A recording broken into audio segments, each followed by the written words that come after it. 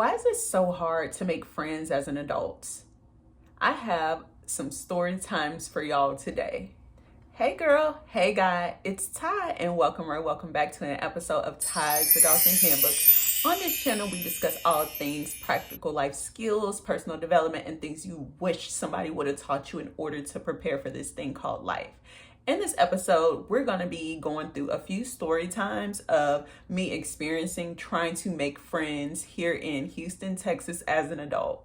Let's go ahead and get into it. All right, so the first person, we are going to call her Candace. Okay, so I met Candace through doing one of these health and wellness type networking things. I was selling these products. It was around COVID, and she was my coach, and we were selling these products and things like that. And through talking with her and getting to know her, I lived in, I believe, in Indiana, and she lived in like maybe Tennessee or somewhere like that.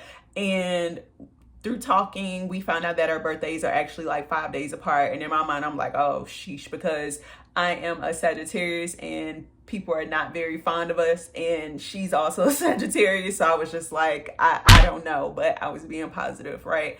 And in my mind, I also thought that we would have a lot of similarities where we would work well together as getting to know each other as friends. So she was just my coach. We would talk here and there about, numbers and selling and things like that. But there was a time where I was preparing to actually move to Houston, and she was actually going to be moving to Houston too with her boyfriend. And at that time, I was like, oh, this is so great. And we were moving to Texas around the same time and everything like that. And they actually moved to Texas not far from where I moved to. So that was pretty cool. So we ended up catching up with each other a couple of times. Now, a couple of issues that came about. One was that she would call and say, hey, you want to go and hang out and stuff like that, but would never have a place in mind. And mind you, my headspace when moving to a new state was I was just focused on working. I was focused on working. I was dialed in. Typically, say my hair wasn't done, nails weren't done. I was just working and focused on money. So with her wanting to get out, I'm like, okay, well, let me make sure I put myself together, hair, nails, things like that. So in that instance, the time came about where we were supposed to go hang out, and she totally forgot and blew me off like it was nothing. Not a big deal. I went out and put my hair together. I spent money to get my nails and toes done and things like that. Now, mind you, it was not her fault.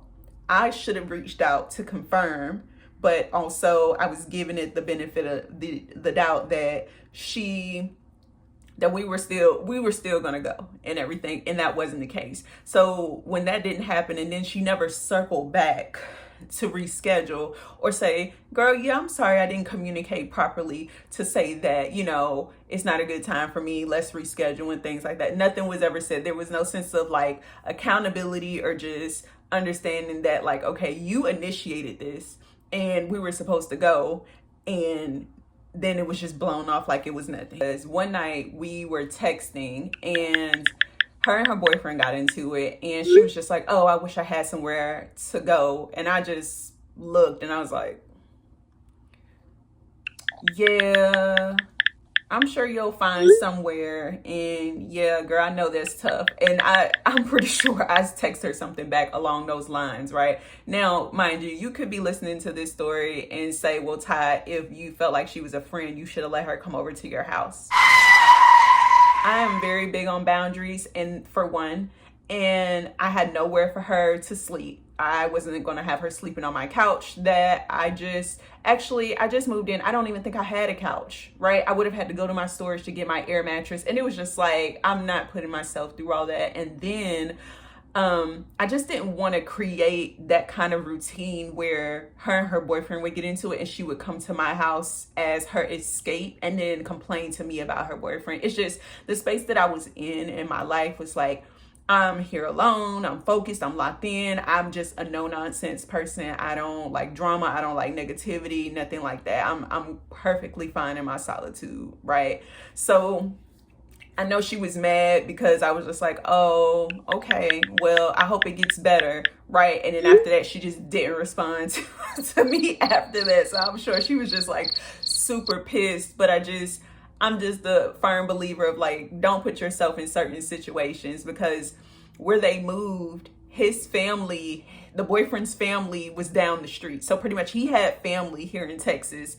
She didn't have anybody, right? So they moved from one state to another, and then they were having issues and things like that. So there were, I think after that, it kind of fizzled out. And I was just like, I'm really trying to get my footing here. I can't have anybody latching on to me that can really mess up what I have going on. I was just focused on working out, being in the house, you know, getting my house together and things like that.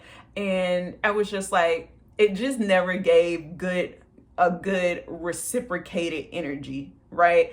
I felt as though sometimes she would look at me and observe me in a certain way that it just made her feel like not happy about herself and her life. And it's just like, I'm all about positivity. I'm all about encouraging, uplifting, and things like that. And sometimes she could be a little negative too. And I'm just like, I can't have certain things in my space. So, I mean, that was that. I think she'll text me randomly once in a while. I don't know if she's still in Texas or not. I've moved a few times since I've been here in Texas. So, that's just, you know, that's just the way the cookie crumbled. So Veronica, we met at the gym and in the women's locker room at Planet Fitness. So I was in there packing up or something like that, and she walked up to me and she said, "Oh, you were really getting it on that machine over there, girl. I saw you." And I was like, "Oh, thank you." And mind you, I didn't know if it was me or not, or she was mixing me up with someone, but I don't know. I was just like, okay. And then we started talking about working out and detox teas and stuff like that. And then we exchanged numbers, like, okay, cool. So we ended up getting together and hanging out, and it was cool. It was fine. Like, she was older than me, like 40. And she was a lawyer. She drove a nice like luxury car, doing well for herself. She just always harped on about how she didn't have a man. And it was just hard for her to find a man and stuff like that. So I would be mindful and not talk so much about my relationship to her, because it seemed kind of like a sore spot.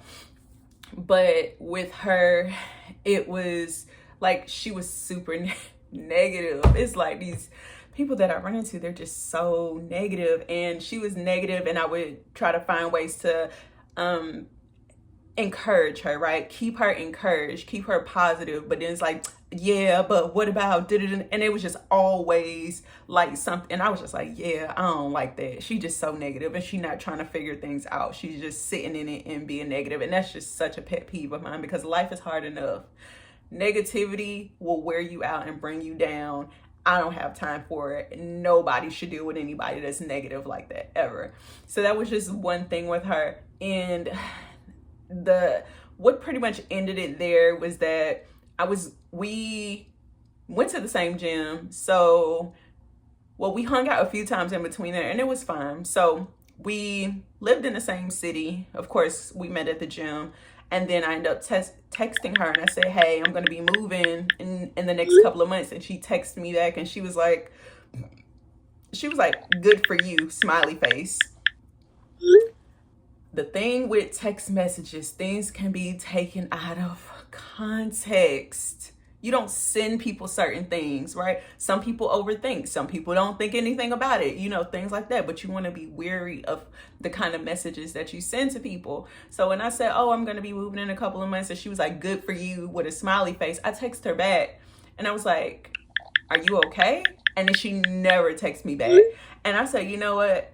I'm done. I'm just going to leave it there, because she just started to really show herself like as a negative person. And I was just letting her know like, hey, I'm going to be moving, but it wasn't ending the friendship. We're two adults. We have cars. Like, we still could have hung out, right? I was just only moving to like the next city over. That was it, right? So I just, you know, I think time went by, and I think Thanksgiving came up, and she texted me like, "Happy Thanksgiving." And I texted her back, "Same to you." And that was it. So, and it goes back to having a sense of awareness. It never crossed her mind that she was probably being rude to me or nasty to me, or that she did anything wrong, or that she wasn't even trying to keep the friendship going. If there would have been an opportunity for her to reach out and we would have had a moment to sit down and talk, I would have expressed it to her that, when you text me that, and I don't have a problem with communicating and articulating myself in order to get my point across. It's ways of doing that without offending someone or being rude. A lot of times people don't like being called out, but I can say it without a problem, right? So if we would have had an opportunity to meet back up, I would have said to her, when I texted you and said I was moving and you text me that, it was like, I didn't want to take it out of context, but you seemed kind of upset. And when I asked you if you were okay, you never texted me back. It was just kind of like, I didn't know how to receive it, but it didn't feel good. So what was your meaning behind that, right? And it's perfectly fine to communicate with people, right? Articulate how you feel. Do your best to not be offensive, because you won't get anywhere. If you feel like they're a person of value, once again, you do what you can, right? But don't overextend yourself. The one person I can actually call a friend here, so they weren't all bad, right? So I have this one friend that I met, and it's funny, we met online and we hung out a few times, and she's a really awesome person. She's like the head of her department at a major hospital here in Houston. She's traveling all the time.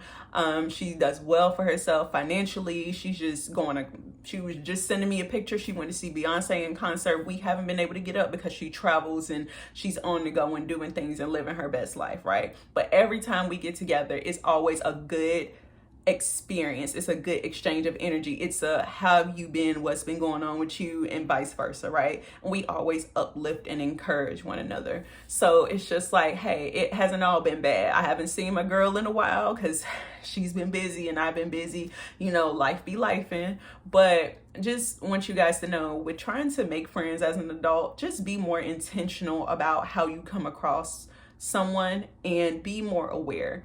That's something I feel like that a lot of people lack. I know my mom makes this joke to my sister that my sister should be more like me. She said that you should be more like Ty. Ty doesn't like anyone. It's not that. People naturally are not intentional or aware about how they make other people feel. Sometimes people would just do things and not pay attention to how it may make you feel. They have no sense of remorse, or they're just not locked in or have the wherewithal to understand how they're making other people feel. And that's something that a lot of people lack, right? So I'm going to wrap this up. I know I've just been on a whole tangent. This is actually my second time recording this video, because the first one, I think I was just so spicy and I was just kind of going off, and I said, no, let's try this again. Let's try this again. And record it over. So definitely comment down below if you've had any experiences with whether good or bad, with trying to make friends as an adult. Tell me, where do you hang out? Where do you go to find friends, to find like-minded individuals to hang out with, right? Whether you like to go hang out and club it out, or you want more of an intellectual friendship, where do you find friends, right? So thank you so much for watching this episode, and I'll catch you in the next one. Bye.